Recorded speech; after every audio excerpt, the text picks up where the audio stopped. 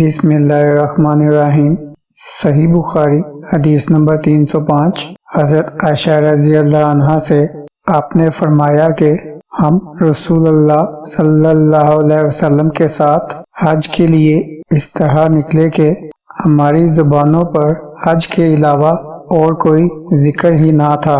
جب ہم مقام صرف پہنچے تو مجھے حیض آ گیا۔ اس غم سے میں رو رہی تھی کہ نبی کریم صلی اللہ علیہ وسلم تشریف لائے۔ آپ صلی اللہ علیہ وسلم نے پوچھا کہ کیوں رو رہی ہو؟ میں نے کہا کاش میں اس سال حج کا ارادہ ہی نہ کرتی۔ آپ صلی اللہ علیہ وسلم نے فرمایا شاید تمہیں حیض آ گیا ہے۔ میں نے کہا جی ہاں۔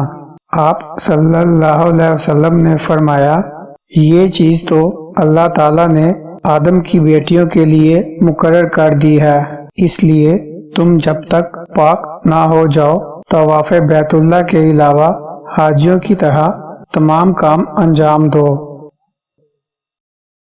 اللهم صل على محمد وعلى آل محمد كما صليت على إبراهيم وعلى آل إبراهيم إنك حميد مجيد اللهم بارك على محمد وعلى آل محمد كما باركت على إبراهيم وعلى